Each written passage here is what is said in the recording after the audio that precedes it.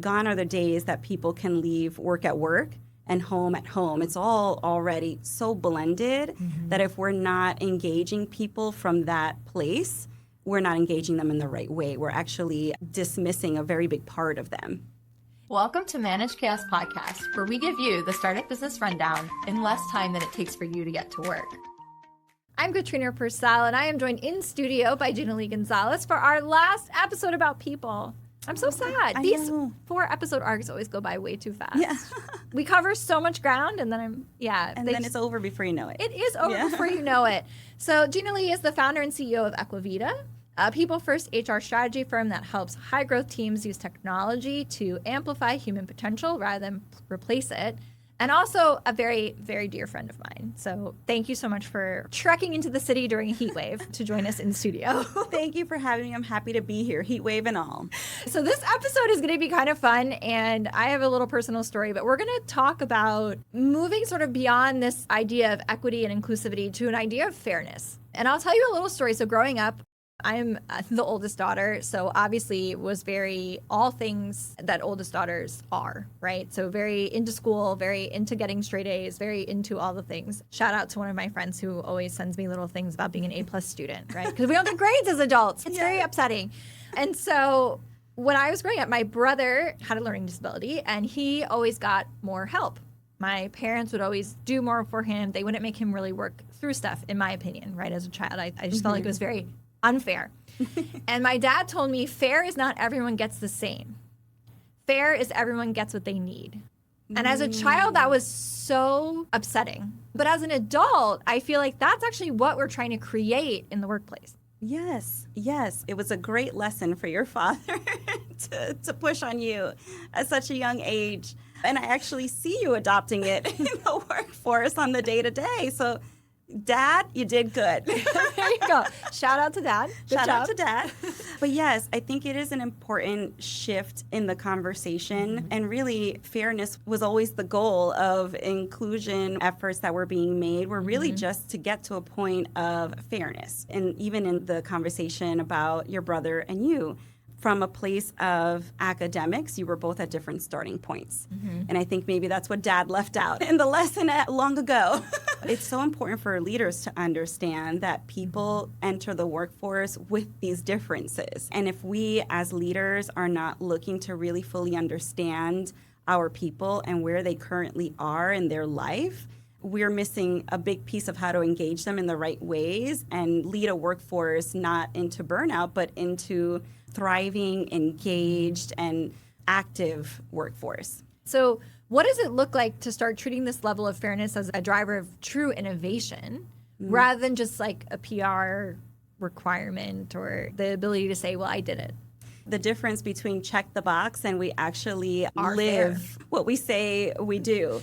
I think it's really just the care for people first, and then through that care, shaping a workforce that drives the outcomes with recognizing that people are whole, not just what you hired them to do, but that they're here to do great work. But gone are the days that people can leave work at work and home at home. It's all already so blended that if we're not engaging people from that place, we're not engaging them in the right way. We're actually dismissing a very big part of them. Exactly. And I think one of the things we've talked about in terms of people being holistic and having all aspects of their lives is that we have working parents. We have people who are taking care of aging parents. We have people who are sandwiched between that and are doing both potentially, right?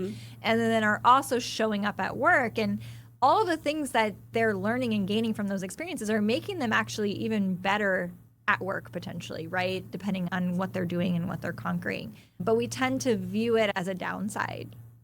It's such a great point, because I think if you were to ask people, why is it that you go to work every day? I think a big percentage of that answer will be centered around the work and the impact they think that they're having. But another big part of it is going to be for the betterment of their family, right? Whatever that family unit looks like, right? And so if we're not caring about that piece of them, we're missing a big part of what drives and motivates them. If we're not interested in learning that piece of them, we could be missing out on innovation, right? Because we can be drawing from people's experiences. So when we open up the conversation, we get a lot more out of people, not only in what it is that they need, but also how do they drive better outcome, better results through their experiences. A lot of our startup founders might be financially stressed, right? Or really looking at where every penny, every dime is being spent. So how do you convince founders that investing in this sort of inclusive culture and this fairness culture is worth that investment, that it will directly impact their bottom line down the road? The TLDR, the too long didn't read, is that you're spending the money anyway. I like to think about it like spend runs in parallel with planning. When you're doing the spending and not considering the people who are going to be adopting the tools or building the product, then you're going to be spending time later down the road that you should have front loaded to be able to drive more efficiency and see the cost savings operationally. So the cost is there regardless. You're going to spend it. It's just whether you're actively spending it or reactively spending it. Correct. Yeah, that's it. Right. What if someone is listening and they're thinking to themselves, do I have a fair culture? I think I've created it, but I don't know if I have one. How do they find out? You ask the very tough questions, and then you're willing to sit and listen from a place of curiosity, then solving in meaningful ways based off of what you're hearing. So if you're a founder saying, I think I've built a strong culture, but I'm not exactly sure, chances are you're not spending enough time talking to your people about that. If I'm not sure and I have a conversation with my team, what is one of the foundational pieces that I should focus on first? From a foundational standpoint, I would say going into it eyes wide open, with an open mind, an open heart, and foundationally not taking anything personal. From a people-based standpoint, I think it's important for both the person communicating any message to the person receiving it, not taking anything personally is foundationally a great place to start. It allows people to come very open to the conversation. With our startups, it becomes a part of us, right? It's your baby. It's this thing that you're putting out into the universe. And so it feels very personal. And as it grows, everybody's working on your mission, your vision, and then as your team grows and evolves, it becomes that it belongs to everybody. Yes. But some founders have a really hard time separating that and saying at some point, this is no longer just my thing anymore. All of these other people are making it happen. All of these other people are moving the ball forward. And now it has become slightly a part of everybody because they've influenced different things that we're doing, marketing campaigns, or they've influenced the product. How do you start to, and this is maybe a little bit more psychological, which I feel like a lot of our consulting is, but how do you start to separate yourself from the culture, from the org itself, or from the feedback that you're getting? How do you help founders understand the difference between direct feedback for them and feedback for the organization as a whole? It's a tough one, I will say. I don't start from a place of separation and more so from a place of creating more space. It's a share your Legos to build a really great tower. It's the snowball effect. You start to roll and other people start to roll with you, you get this gigantic snowball. It's really just about being okay with creating space for other people to lift as you're trying to rise. Okay, I really love that. And it's not a competition.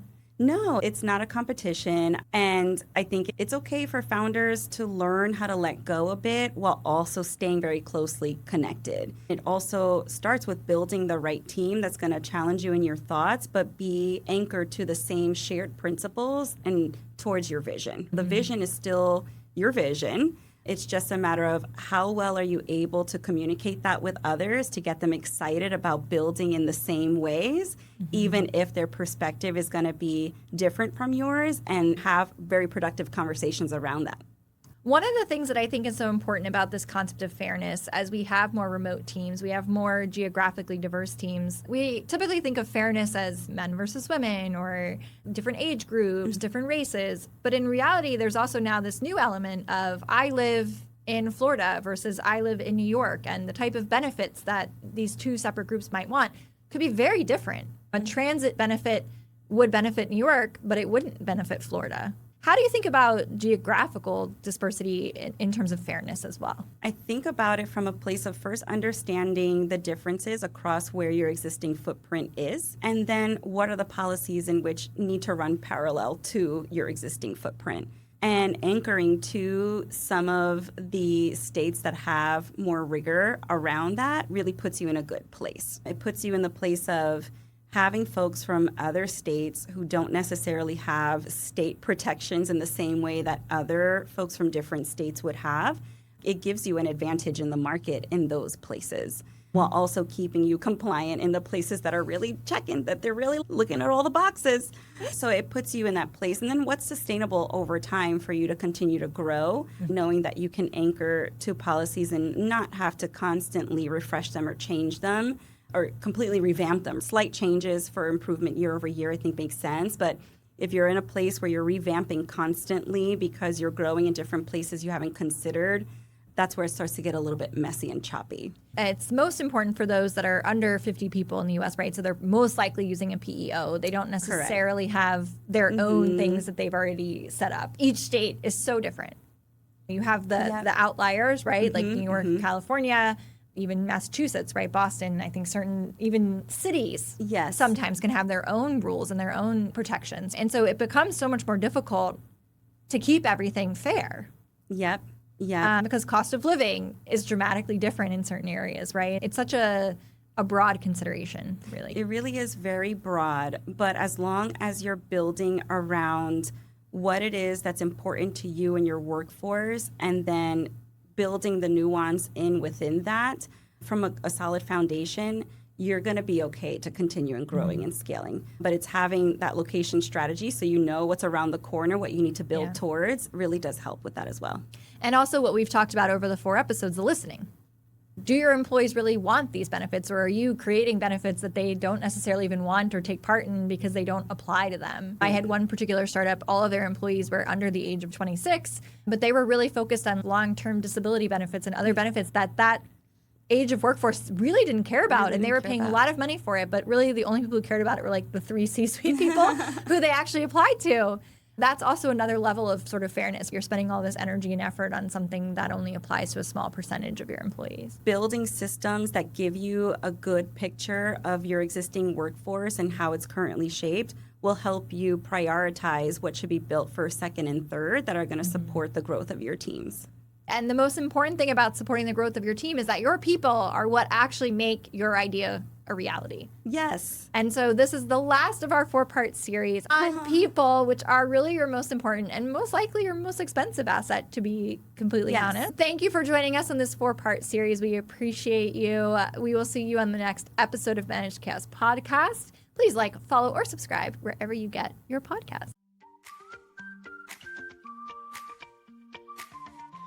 Outsourcing your US tech talent shouldn't be hard. With Pobble.io, we deliver high-quality teams on demand and provide huge cost savings to your business. Try it now at Pobble.io. Mention the amazing guys at Managed Chaos when you email us and get a free market data report. Email contact@Pobble.io.